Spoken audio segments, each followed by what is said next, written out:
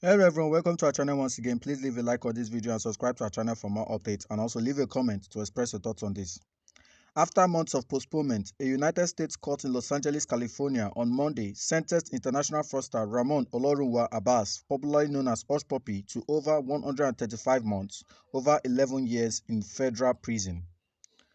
The U.S. District Judge Otis D. Wright II ordered the 40-year-old convict to pay $1,732,841 in restitution to two fraud victims, according to a statement sent by the court to reports on Monday.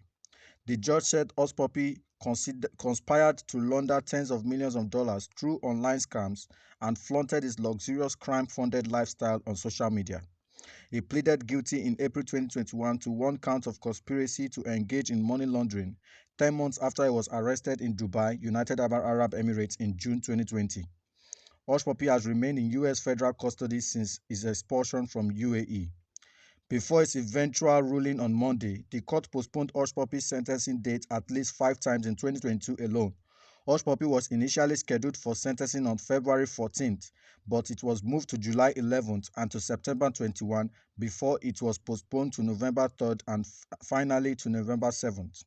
It had been reported last week that he had been sentenced to jail, but it wasn't until Monday that he was officially sentenced. Hushpuppi targeted both American and international victims to become one of the most prolific money launderers in the world, the Federal Bureau of Investigation said. The FBI, which investigated the case as part of Operation Top Dog, also said Hushpuppi financially ruined scores of victims and provided assistance to North Korean regime.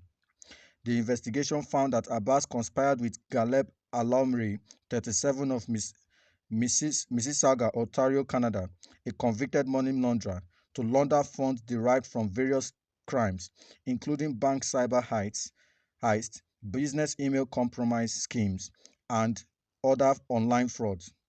BEC schemes typically involve gaining unauthorized access to a business email account and attempting to trick a victim business into making an unauthorized wire transfer. According to the findings, in January 2019, Hushpuppi conspired with Alomri to launder funds stolen from a bank in Malta by providing account information for banks in Romania and Bulgaria. The United States has charged North Korean hackers with committing the bank cyber heist in Malta and alleged that those funds were destined to be for the North Korean government. Abass has admitted that the intended loss with respect to the Maltese bank was approximately $14.7 million.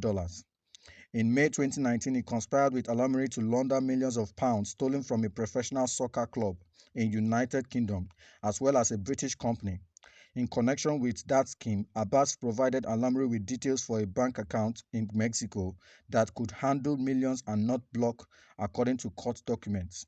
Hushpuppi also fraudulently induced a New York-based law firm in October 2019 to transfer approximately $922,857 to an account that a co-conspirator controlled under someone else's name.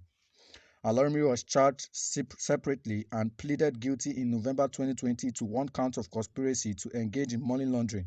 He is serving a 140-month federal prison sentence and was ordered to pay more than $30 million in restitution. Hushpuppi also admitted in his plea agreement to conspiring with others to defraud an individual in Qatar who sought a loan of $15 million to build a school. At the sentencing hearing on Monday, Judge Wright ordered Hushpuppi to pay $922,857 in restitution to the law firm victim and $809,983 in restitution to the business person in Qatar. He and another conspirator duped the business person into paying approximately $330,000 to fund an investor's account to facilitate the loan. He specifically directed the victim to send $100,000 to a bank account controlled by a co-conspirator and $230,000 to the bank account of a luxury watch seller. After the victim paid the money into the bank account, he used those funds for his personal benefit, including purchasing a $230,000 Richard Mille RM11-03 watch, which he arranged to have brought to him from New York to Dubai. The watch was frequently seen on his wrist on his now defunct Instagram account, often with the hashtag Richard Mille. Approximately $50,000 of proceeds from the scheme were used to fraudulently acquire a St. Christopher and Nevis citizenship and a passport for Abass through a sham marriage to a St. Kitts citizen. In January and February 2020, Hushpuppi and another co-conspirator corresponded with the victim businessperson, attempting to fraudulently induce a further payment of $575,000 in purported taxes to release the $15 million loan. In February 2020, the victim sent approximately $299,983 to Kenyan bank accounts specified by another conspirator. In March 2020, he fraudulently induced the victim to send another $180,000 to US-based bank accounts. Those funds were subsequently laundered with assistance from several co-conspirators. The FBI thanked the government of the United Arab Emirates and the Dubai Police Department for their substantial assistance in this matter. Assistant United States Attorney Khaldun Shobaki of the Cyber and Intellectual Property Crimes Section prosecuted the case with substantial assistance from the Justice Department Criminal Division's Office of International Affairs. As part of its investigation into the case, the FBI had indicted a Nigerian police officer, DCP Abba Kyari, who was the head of the Inspector General of the Police Intelligence Response Team at the time of the indictment. Mr. Kyari denied the fraud allegations and has fought attempts by the Nigerian government to have him extradited to the US to face charges. In August this year, Federal High Court in Abuja dismissed a suit by the federal government seeking to extradite him on the ground that the suit is incompetent, lacked merit, and was instituted in bad faith. Justice Inyang Ekwo insisted the current administration has no basis to file the extradition request, having commenced trial in a case filed against the embattled Deputy Commissioner of Police by the National Drug Law Enforcement Agency. Kyari was arrested by the National Drug Law and Enforcement Agency in February for alleged drug-related offenses. The NDLEA has since arraigned the suspended Deputy Police Commissioner. He is remanded at the Kuje prison in Abuja pending the outcome of the trial. Wow. Hushpuppi, once celebrated social media influencer. This is a pure example that to show that crime doesn't pay. No matter how long it takes, the long arm of the law will definitely catch up with you.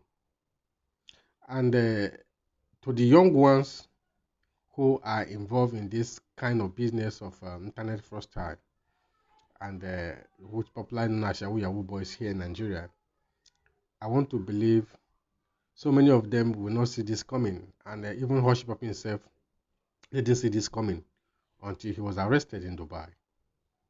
He was, a social media influencer, flaunting his wealth, his ill-gotten wealth, oppress the young one, makes hardworking young ones feel as if they are not working hard enough. Him and his network of fraudsters were flaunting, flying the private jet, cruising the best car, living the best place in Dubai, and all that. And these are the people that are influencing the young people, the young Nigerians. Has millions of followers on Instagram. But today, where is he? He's behind the bar. And he has barred, 11 years jail. And it's even asked to pay back $1.7 million to victims. What an irony. What an irony. You can't stay so long committing crimes and think that the long arm of the law will not reach you. And these guys do this with impunity. And funny enough, we live in a country and a society where people don't care about how you make the money. All they are interested in is you are making the money, so and they celebrate you. This is one of the things that led Hushpuppi to this where he is today. The Nigerians celebrate him. The celebrities celebrate him. The social media celebrate him. They call them fans and all that. They don't care how he make the money. They knew that this guy was actually, a fraudster but they don't care. That is the society we find ourselves. And today, it's not only Hushpuppi that is involved in this. We have millions of youths that are engaging in this internet fraudster. But I want to say that you don't need to wait for to learn for your own mistakes. You, as a wise person, you learn from other people's mistakes. And if you're involved in this kind of business and this kind of Hushpuppi case does not teach you sense, it means you can never learn. It means you can never learn. Well, this is just my take. I'd like you to feel free to comment below. Let's know what you think about this and also subscribe to our channel for more to come. Thank you.